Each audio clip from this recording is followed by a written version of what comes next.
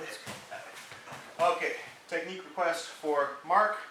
The request was just some extra details or extra ideas you might have for controlling side control and for controlling the mount. Okay, so first let's go over side control. Okay, so I'm here in kind of my standard side control position. Let's go back a little bit.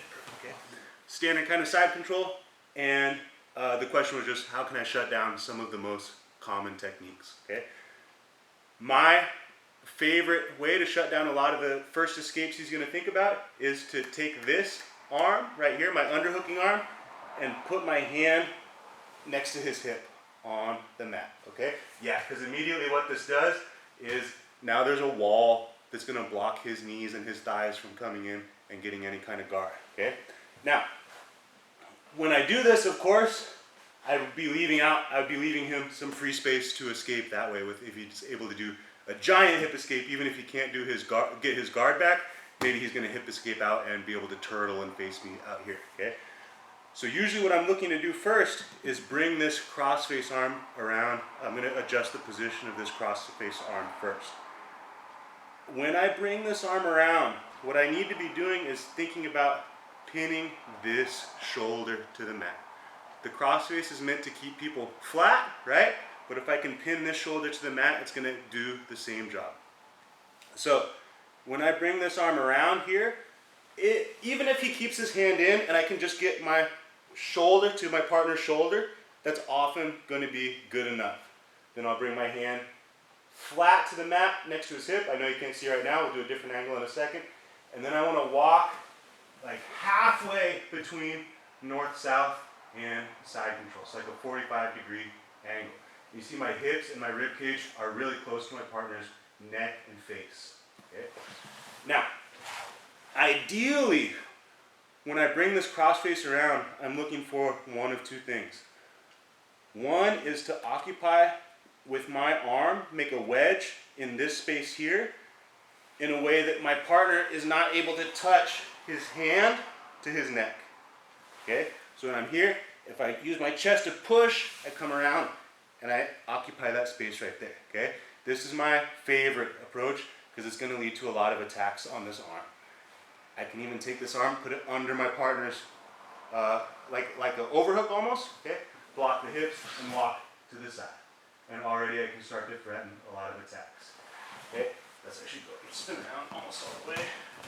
Okay, right there. But again, the question was mainly blocking the most common escapes. And for now, the main thing is this right here, okay? This arm right against my partner's hips. Because no matter how good of a bridge he does, bridge in, hip out, okay, boom, I just keep my hand right here, blocking his ability to bring his knees in. And also, this coupled with this shift in the angle. Now there's a much greater space between me and anything he would want to frame his knees against to get his guard back, okay? One other thing to remember when you're controlling side control is don't deprive yourself of all this space, this whole arc all the way around the head. This is all your space to play in up here when they're trying to escape. So don't get in the mentality of just trying to pin somebody right here in side control. You've got this whole 180 degrees of space to play in where their guard is not going to do them much good, okay? Oh, last thing, I said I was looking for one of two things with this arm, okay? Usually I want to be trying with my chest and shoulder to get his wrist out, okay, and come around this way. Next best is if I can get my elbow in my partner's armpit, and I do the same thing, block right here, okay? This elbow in the armpit will also help me get weight on that shoulder to keep my partner flat, okay? Now, the other request, if we go ahead towards the camera, was from mount. So, from mount, I'm just going to show you two small little ideas to try out.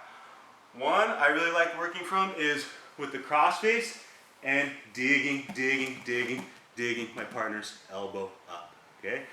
So, cross face, I'm going to try to hook my fingers into my partner's armpit, and then I'm just going to try to dig his elbow, flare his elbow up. Once I have this, I'm going to start to walk my knees up high on my partner. Okay?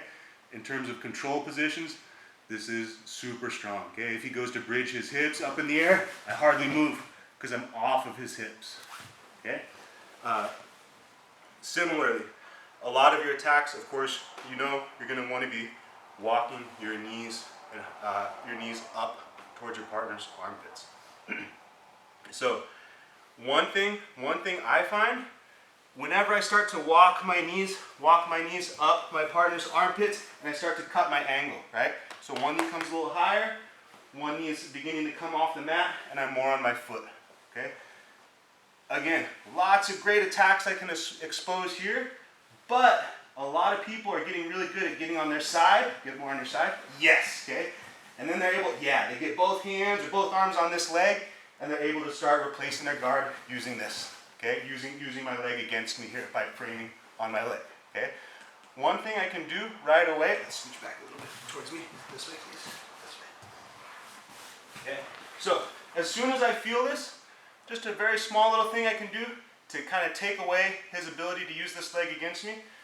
I just want to think about my hips pushing into the back of his shoulder, and I just want this top shoulder to pass over the bottom shoulder. So all I do is this, okay? Like I mean to turn him belly down and expose his back, okay? And immediately, this leg begins to feel heavier, and he feels weaker pushing on my leg here.